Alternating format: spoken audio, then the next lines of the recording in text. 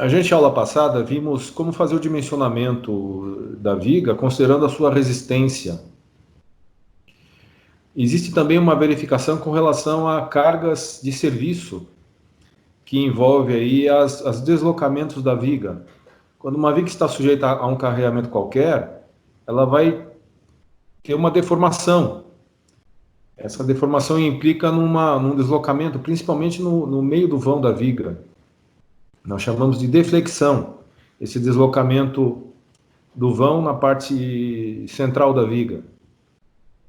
Essa deflexão não pode ultrapassar um certo limite, que é definido nas normas técnicas. Essa verificação chama-se estado limite de serviço, ou estado limite de utilização. Algumas publicações também se referem a estado limite de utilização. Essa deflexão nós chamamos de flecha. Essa flecha geralmente não ultrapassa aí uma fração do comprimento do vão da viga. No caso aqui seria para vãos biapoiados, seria 1 sobre 250, o deslocamento máximo que uma viga pode possuir, né, na sua flecha. E nós vamos calcular qual seria o valor para uma determinada deflexão quando a viga está sujeita a um carregamento P. Pode ser um carregamento concentrado, pode ser um carregamento distribuído, pode ser uma combinação de vários carregamentos. Então nós vamos analisar aí como determinar, como calcular essa deflexão no meio do vão da viga. Para isso, a gente considera uma linha que passa pelos centroides de todas as seções transversais da viga. Essa linha chamamos de linha elástica. A viga, depois de deformada, ela vai possuir uma curvatura. E essa curvatura vai ser representada pela linha elástica, que seria uma linha imaginária que une todos os centroides das seções transversais da viga. Então, aqui em vermelho, nós temos aqui a representação da linha elástica de uma configuração de viga, aqui, por exemplo. Que aqui seria outra configuração com um balanço na extremidade, uma viga biapoiada com um balanço, e em vermelho aqui você enxerga a configuração deformada da viga, a linha elástica da viga. Algumas considerações a fazer aqui antes de entrarmos no cálculo da linha elástica, é que existe uma correlação entre o gráfico de momentos fletores, ou a função de momentos fletores, que define esse gráfico, né, esse diagrama de momentos fletores, e a linha elástica. Por exemplo, todas as vezes que o momento é igual a zero, no diagrama de momentos fletores, para essa configuração de viga, por exemplo, você tem aqui nessa seção do ponto C, o diagrama de momentos com valor igual a zero. Correspondentemente a esse valor nulo de momento fletor, você tem aqui uma mudança na curvatura da linha elástica. E no ponto C, aqui que é exatamente o ponto onde o momento é igual a zero, existe uma mudança na curvatura da linha elástica. À direita do ponto C, a curvatura é para cima, à esquerda a curvatura é para baixo. Essas distâncias ΔA e ΔE são possíveis de serem calculadas usando a equação da linha elástica, que é a equação que define esse gráfico curvo da configuração da linha elástica. Outra situação aqui onde você tem uma outra viga sujeita a uma carga concentrada e a um momento fletor na extremidade. Então você tem o diagrama correspondente de momentos fletores e bem na seção onde o diagrama é igual a zero, né, o momento fletor é igual a zero, nessa seção transversal, correspondentemente existe um ponto da linha elástica onde as inclinações mudam a curvatura. Aqui, à esquerda desse ponto de inflexão, temos aqui uma curvatura para baixo, à direita uma curvatura para cima. De onde vem a equação da linha elástica? Ela vem de uma relação geométrica, que envolve também a definição de deformação. Quando a viga sofre um carregamento qualquer, ela vai apresentar uma curvatura, uma correspondente deflexão, uma correspondente flecha. Se pegarmos aqui uma fatia da viga, analisarmos aqui a parte, as seções transversais antes da aplicação da carga, elas tinham seções paralelas. Após a aplicação da carga, as seções passam a ser inclinadas. Elas se inclinam, elas giram em torno da linha neutra.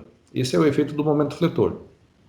Um ponto, por exemplo, uma distância aqui que antes era ds, aqui acima da linha neutra, passa a ser uma distância ds' menor, porque pela direção do momento, aqui o momento é positivo, Acima da linha neutra vai haver compressão e, por conseguinte, vai haver uma diminuição na distância entre pontos de duas seções transversais paralelas. Então, podemos equacionar aqui a deformação. Então, a distância após a deformação ds' menos a distância antes da deformação ds seria aí o encurtamento sofrido pela distância entre duas seções transversais adjacentes. Isso dividido pelo comprimento inicial ds me dá a deformação exatamente nessa altura da viga, no material nessa altura da viga. Vamos representar pela letra ρ o raio da curvatura sofrida pela viga após a deformação. Se multiplicarmos o raio da curvatura pelo ângulo formado pelos planos das seções transversais giradas após a deformação, nós vamos encontrar a distância dx. Então, dx vai ser o produto de ρ pelo ângulo dθ. Antes da deformação, a distância dx era igual a ds. Então, ds igual a dx, que é igual a ρ vezes dθ. ds', que é a distância deformada, seria o raio ρ menos a distância y vezes o ângulo dθ. Substituindo essas duas relações na fórmula da deformação, temos essa expressão aqui de baixo, que pode ter o termo dθ simplificado no numerador e no denominador. Isolando o raio de curvatura no primeiro membro, temos no segundo membro a deformação dividida pela distância y. O raio de curvatura nessa expressão aparece no denominador de uma fração. O inverso do raio de curvatura é o que denominamos curvatura. Se o material trabalhar na zona elástica, podemos aqui aplicar a lei de Hooke, onde a deformação seria igual à razão entre a tensão normal e o módulo de elasticidade. Aplicando também a fórmula da flexão, dada por essa expressão, na fórmula obtida no slide anterior, nós chegamos a essa fórmula, que nos mostra que a curvatura da viga é função do momento fletor e do produto entre o módulo de elasticidade e o momento de inércia. Esse produto chamamos de rigidez da flexão. Nós vamos representar a deflexão sofrida pela viga pela letra V. Essa deflexão, para qualquer tipo de carregamento, ela é variável ao longo do comprimento da viga. Podemos então estabelecer uma função v de x, que define a distância v da deflexão em função da distância x ao longo do comprimento da viga. Essa função v de x seria a própria equação da linha elástica. Pelo cálculo diferencial, a curva da linha elástica é definida por esta fórmula, onde a curvatura é igual à derivada de segunda ordem da deflexão em relação a x, dividido por 1 mais a taxa de variação da deflexão em relação a x elevado ao quadrado, e todo o denominador elevado a 3 meios.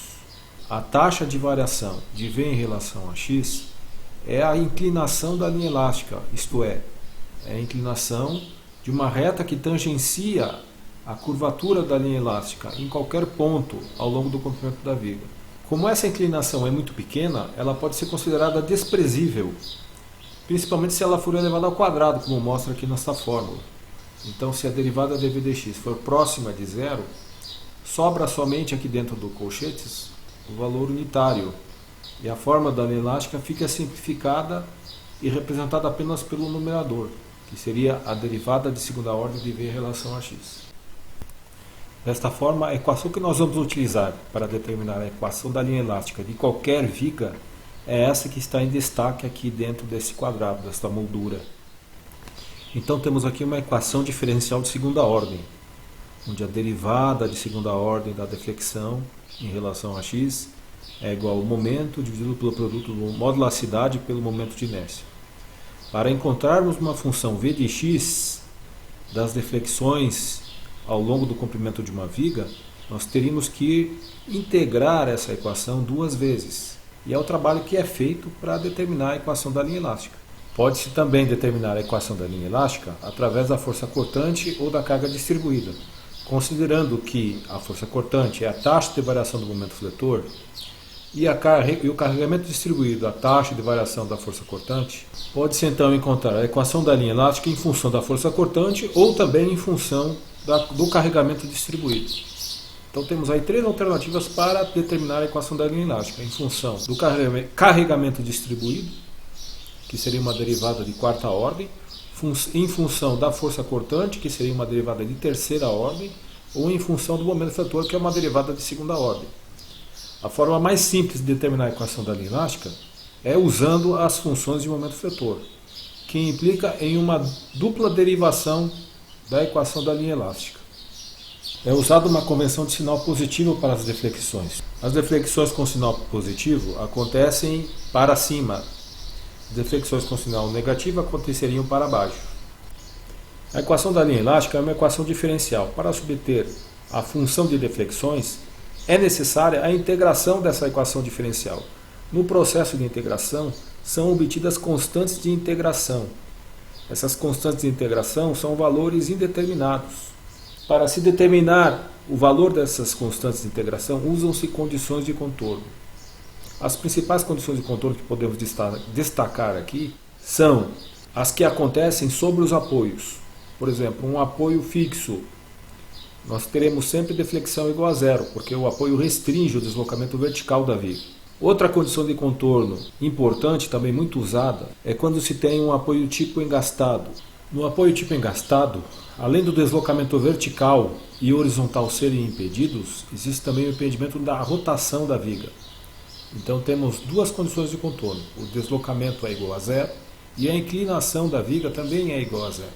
Nessa tabela é apresentada as funções de deflexão ou inclinação para várias configurações de carregamento para vigas biapoiadas. Essas equações que vemos aqui na tabela são o produto das integrações da equação da linha elástica. Então, para essa configuração, na primeira linha dessa tabela, onde você tem uma viga biapoiada com uma carga concentrada no meio do vão. Ao integrarmos uma vez a equação da linha elástica, obtemos as equações de inclinação da viga. Considerando aqui as condições de contorno que acontecem nos apoios da viga, obtemos essa expressão aqui que nos dá as inclinações da viga ao longo do seu comprimento, que fica em função da carga, do comprimento do vão e da rigidez da flexão, que é o produto do módulo de elasticidade pelo momento de inércia. Se integrarmos a segunda vez, obteremos a equação da deflexão da viga. Para esta configuração, a deflexão máxima acontece no meio do vão, onde x é igual a L sobre 2. Ao substituirmos na função de deflexões x é igual a L sobre 2, encontramos essa equação que nos fornece a deflexão máxima que ocorre no meio do vão da viga, que é a função da carga, do comprimento do vão ao cubo e da rigidez da flexão.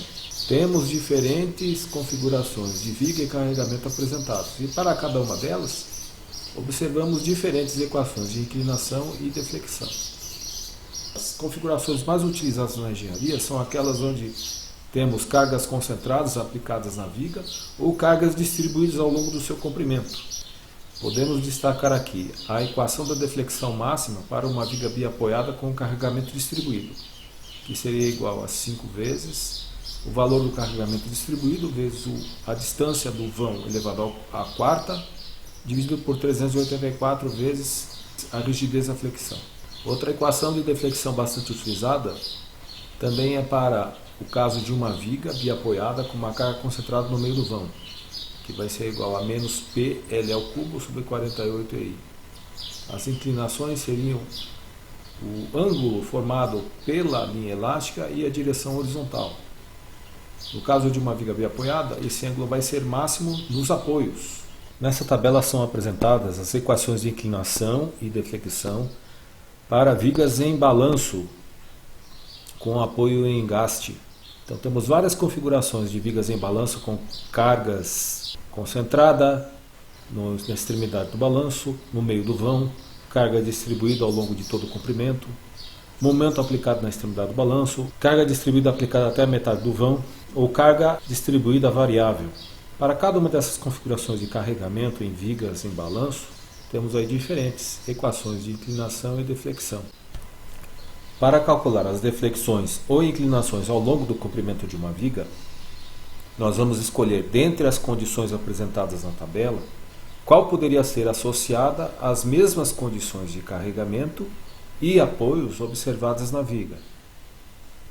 Isto é, qual das condições apresentadas de carga ou de apoios apresentadas nessa tabela que se enquadram nas mesmas condições de apoio e carregamento observadas na viga, onde nós vamos determinar a deflexão ou a inclinação ao longo do seu comprimento. Para exemplificar, vamos determinar a deflexão e a inclinação em dois pontos dessa viga, que está submetida a dois carregamentos, uma carga distribuída aplicada num trecho que vai até a metade do vão e outra carga concentrada aplicada num ponto bem no centro do vão da viga. Como a viga está submetida a dois carregamentos diferentes, vamos aplicar aqui o método da superposição. Cada carregamento vai ser responsável por uma parte da deflexão total. Nós vamos calcular a deflexão causada pela carga distribuída de 2 kN por metro e depois vamos calcular a deflexão causada pela carga concentrada no meio do vão de 8 kN. A carga distribuída de 2 kN por metro vai causar uma deflexão VC1 no ponto C da viga. A carga concentrada de 8 kN vai causar uma deflexão VC2 no ponto C da viga. Somando a deflexão causada pelas duas cargas isoladamente, nós teremos então a deflexão total. Começando com a carga distribuída aplicada no trecho que vai do apoio A até o ponto C no meio do vão. Procurando na tabela essa configuração de carregamento, observamos que a fórmula para inclinação no apoio à esquerda seria menos 3WL ao cubo dividido por 128 vezes a rigidez da flexão. Substituímos na fórmula os valores da carga distribuída e do vão. Obtemos então o valor da inclinação em função da rigidez da flexão EI. Para a deflexão VC1, usamos a fórmula apresentada na tabela, 5WL² dividido por 768 vezes EI. Substituindo os valores da carga distribuída e do vão na fórmula, obtemos para a deflexão VC1 o valor de 53,33 sobre EI. Essa deflexão é negativa, com a direção de cima para baixo. Fazemos o mesmo para a carga concentrada de 8 kN. Verificamos na tabela as equações que nos permitem calcular a inclinação e a deflexão para essa configuração de carga em uma viga biapoiada. A inclinação no apoio A, que é aqui representada pelo θ máximo, seria PL² sobre 16EI. Substituindo na fórmula os valores da carga P e do vão L, que é de 8 metros, obtemos então para θA o valor de 32 sobre EI. Para a deflexão VC2, usamos a fórmula indicada na tabela, PL³ sobre 48EI. Substituindo os valores da carga e do vão na fórmula, obtemos o valor de 85,33 sobre EI, que seria também uma deflexão de cima para baixo, portanto com sinal negativo. A inclinação total, assim como a deflexão total, seria a soma das deflexões de cada uma das cargas isoladamente. A inclinação total, então, seria a inclinação para a carga distribuída, θA1, mais a inclinação para a carga concentrada, θA2. Somando as duas inclinações, obtemos o valor de 56 sobre EI. A deflexão total seria a deflexão causada pela carga distribuída mais a deflexão causada pela carga concentrada. Somando as duas deflexões, temos a deflexão total, que seria de 139 dividido por EI. Tanto a inclinação quanto a deflexão foram colocadas aqui em função da rigidez da flexão EI. Por isso apareceram as unidades kN vezes metro ao quadrado para a inclinação e kN vezes metro ao cubo para a deflexão. Na realidade, a inclinação é um ângulo medido em radianos e a deflexão é uma distância medida em metros ou milímetros.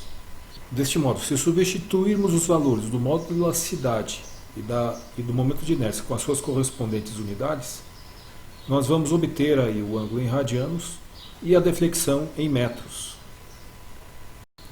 Temos nos slides a apresentação de alguns exemplos resolvidos e outros exercícios propostos.